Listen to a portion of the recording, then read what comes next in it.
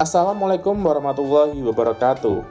Selamat malam kepada Pak Fikri selaku dosen pengampu mata kuliah riset pemasaran dan teman-teman kelas manajemen B angkatan 2017 dan 2018 yang berbahagia. Pada kesempatan ini, kami dari kelompok 6 akan mempresentasikan materi tentang desain penelitian. Tak kenal maka tak sayang. Sebelum presentasi dimulai, perkenalkan kami dari kelompok 6 yang beranggotakan Prista Dwi Aryani, Reza Arya Pratama, dan Waudan Jati Gumelar. Pada materi desain penelitian ini, kita akan membahas beberapa subbab antara lain. Yang pertama, definisi desain penelitian. Yang kedua, tujuan studi. Yang ketiga, strategi penelitian. Yang keempat, tingkat intervensi peneliti. Dan yang kelima, unit analisis, time horizon, cross-sectional versus longitudinal. Tanpa perlu berlama-lama lagi, kita akan memasuki pembahasan materi yang pertama yang akan disampaikan oleh Mbak Prista Dwi Aryani. Baik, saya Prista Dwi Aryani. Saya akan membahas tentang definisi desain penelitian. Desain penelitian atau research design adalah rencana untuk pengumpulan, pengukuran, dan analisis data berdasarkan pertanyaan penelitian dari studi. Menurut Umar 2007 halaman 6, desain penelitian dapat diartikan sebagai suatu rencana kerja yang terstruktur dalam hal hubungan antara variabel secara komprehensif agar hasil risetnya dapat memberikan jawaban atas pertanyaan-pertanyaan riset. Rencana tersebut mencakup hal-hal yang akan dilakukan riset, mulai dari membuat hipotesis dan implikasinya secara operasional sampai analisis akhir. Dalam hal ini, penting untuk diperhatikan bahwa semakin ketat dan canggih desain penelitian, semakin besar waktu, biaya, dan sumber daya lain yang akan digunakan. Oleh karena itu, menjadi relevan untuk bertanya kepada diri sendiri pada setiap poin pilihan, apakah manfaat yang berasal dari desain yang lebih canggih untuk memastikan akurasi, keyakinan, generalisasi, dan seterusnya sepadan dengan investasi sumber daya yang lebih besar. Baik, saya akan melanjutkan membahas tentang tujuan studi. Yang akan kita bahas dari tujuan studi ini ada 3. Yang pertama adalah eksploratif, yang kedua adalah deskriptif, dan yang ketiga adalah kausal. Tanpa perlu berlama-lama lagi, langsung kita bahas ya teman-teman. Yang pertama adalah studi eksploratif. Studi ini dilakukan ketika tidak banyak yang diketahui mengenai situasi yang akan terjadi, atau tidak ada informasi yang tersedia mengenai bagaimana masalah atau persoalan penelitian yang hampir sama diselesaikan di masa lalu. Atau dapat didefinisikan juga, penelitian eksploratif ini bertujuan mengumpulkan informasi dari berbagai sumber untuk memahami lebih lanjut masalah penelitian dan untuk mengembangkan lebih jauh hipotesis penelitian. Suatu studi eksploratif diperlukan ketika jumlah fakta diketahui, tetapi diperlukan lebih banyak informasi untuk menyusun kerangka teoritis yang kuat. Misalnya, jika kita ingin menyelidiki faktor penting yang mempengaruhi kemajuan wanita dalam organisasi, studi sebelumnya mungkin menunjukkan bahwa wanita semakin berkualitas, seperti dalam ketegasan, kemampuan bersaing, dan kemandiriannya tersebut. Yang kedua adalah studi deskriptif. Tujuan dari studi deskriptif seringkali didesain untuk mengumpulkan data yang menjelaskan karakteristik orang, kejadian, dan situasi. Hal ini melibatkan pengumpulan data kuantitatif seperti tingkat kepuasan, jumlah produksi, jumlah penjualan, atau data demografi. Namun, studi deskriptif juga memerlukan pengumpulan informasi kualitatif. Sebagai contoh, data kualitatif dapat dikumpulkan untuk menjelaskan bagaimana konsumen membuat keputusan atau untuk mengamati bagaimana manajer menyelesaikan konflik dalam organisasi. Dalam hal ini, studi deskriptif dapat membantu peneliti dalam melakukan yang pertama, memahami karakteristik kelompok dalam situasi tertentu, misalnya penjelasan segmen pasar. Yang kedua, berpikir secara sistematis mengenai aspek-aspek dalam situasi tertentu, misalnya faktor-faktor yang terkait dengan kepuasan kerja. Yang ketiga, memberikan ide-ide untuk penyelidikan atau penelitian lebih lanjut.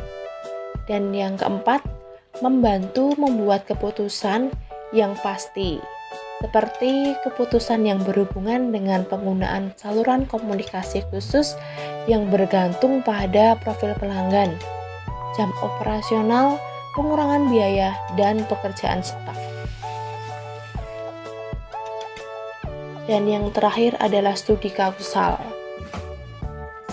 Studi kausal adalah inti dari pendekatan ilmiah untuk penelitian. Studi semacam ini menguji apakah suatu variabel menyebabkan variabel lain berubah atau tidak. Dalam studi kausal, peneliti tertarik untuk menjelaskan satu atau lebih banyak faktor yang menyebabkan masalah. Dengan kata lain, maksud peneliti untuk melakukan studi kausal adalah agar mampu menyatakan bahwa variabel X menyebabkan variabel Y. Sehingga, jika variabel X dihilangkan atau diubah dengan cara tertentu, masalah Y terpecahkan. Dalam bab ini, kita telah menjelaskan bahwa untuk menemukan hubungan kausal, ada beberapa kondisi yang harus terpenuhi. Yang pertama adalah variabel bebas dan terikat harus covariance. Yang kedua, variabel bebas harus mendahului variabel terikat. Yang ketiga, seharusnya tidak ada faktor lain yang menjadi kemungkinan penyebab perubahan dalam variabel terikat.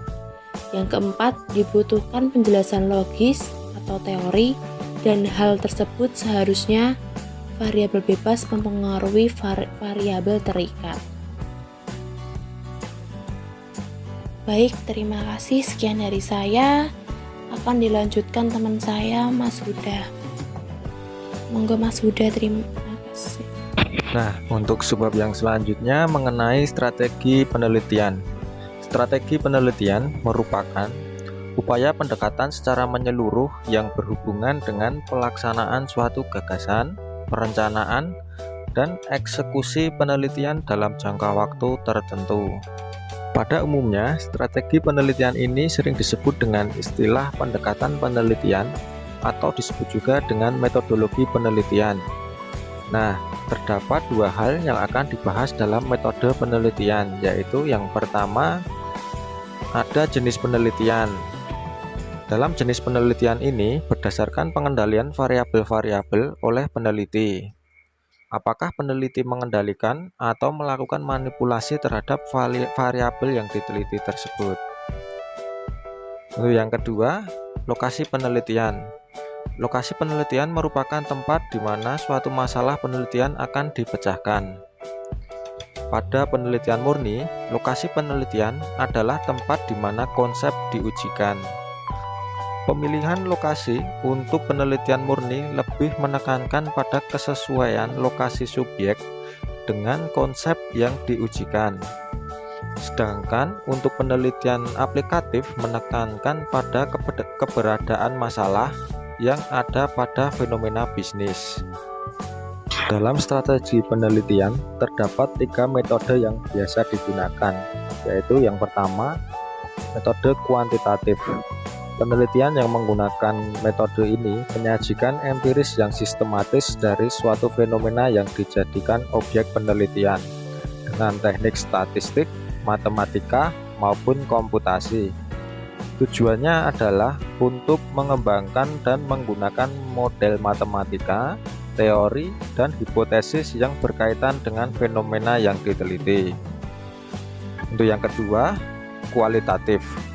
Penelitian kualitatif adalah metode penelitian untuk mengumpulkan data non-numerik.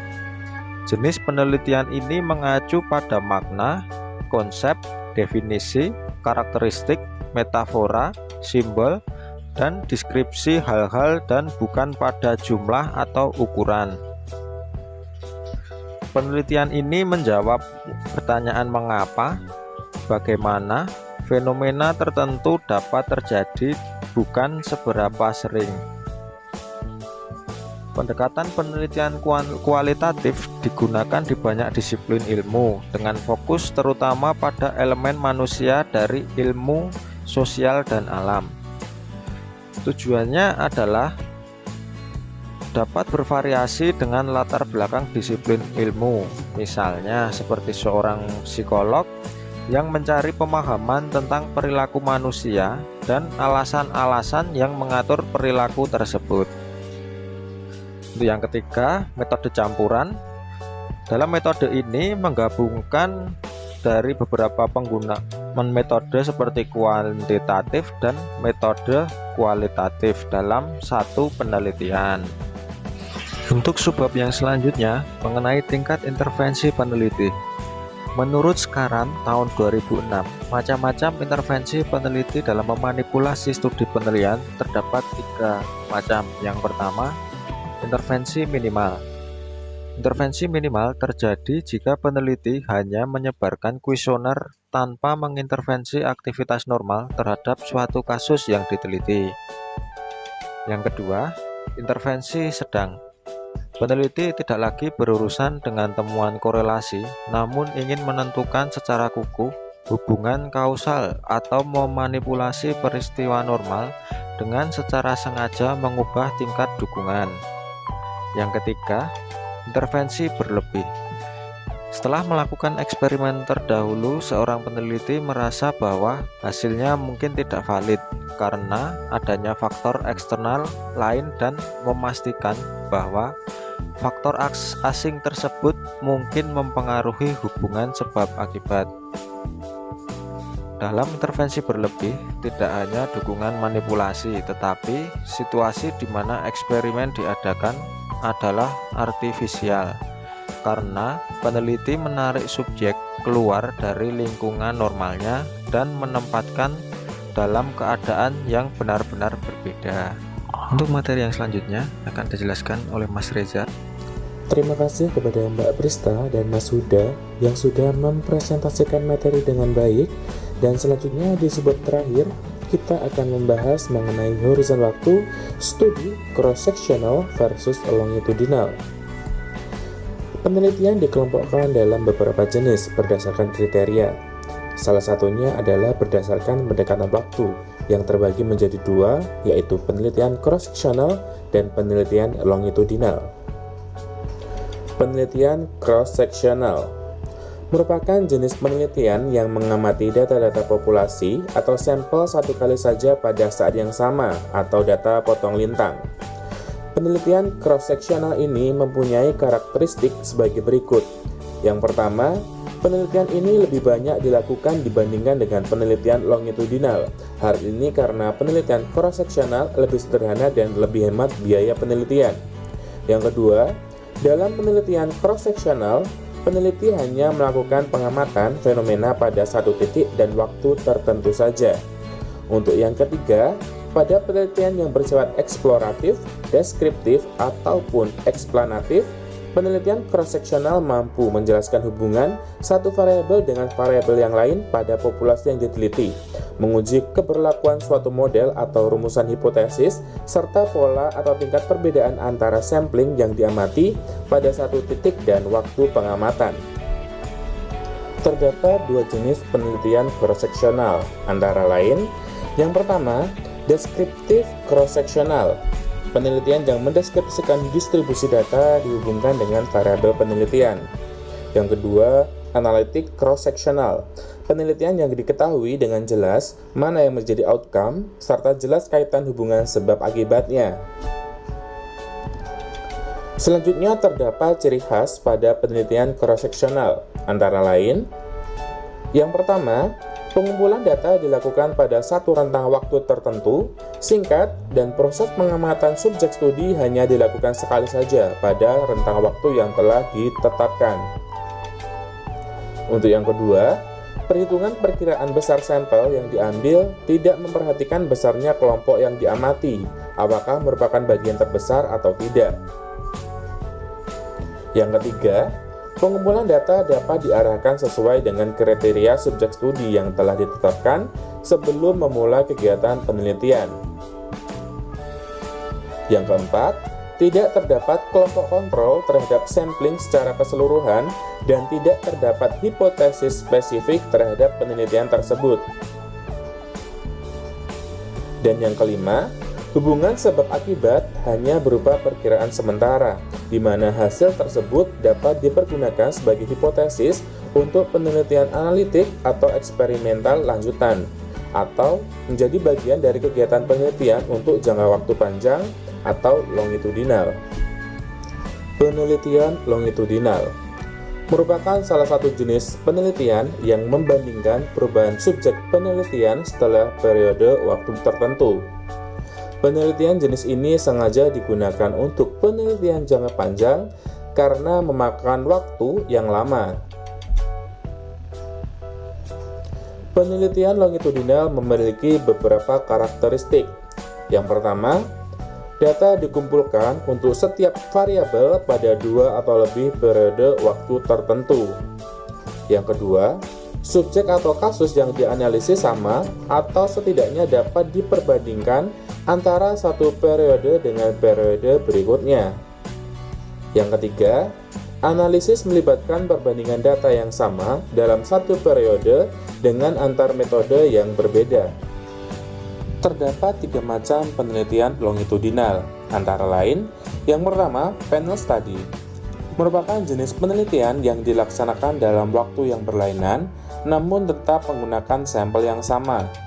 Yang kedua, time series, merupakan jenis penelitian yang dilaksanakan dalam waktu yang berlainan dan belum tentu menggunakan sampel yang sama dalam sebuah populasi yang sama. Yang ketiga, cohort study, merupakan penelitian yang dilakukan pada sekelompok orang yang memiliki kebudayaan, latar belakang, dan pengalaman yang sama.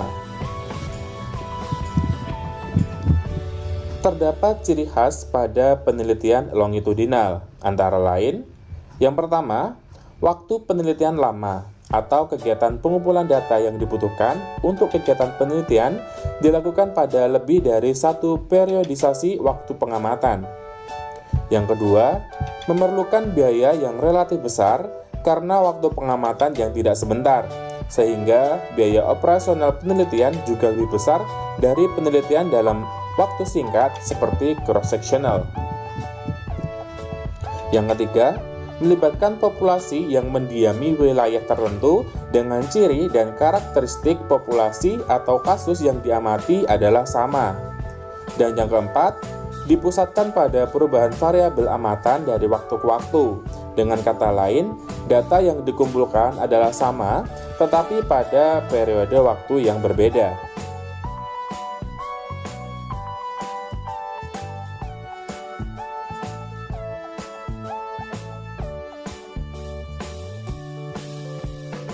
Demikian presentasi dari kelompok kami, yaitu kelompok 6, mengenai materi desain penelitian.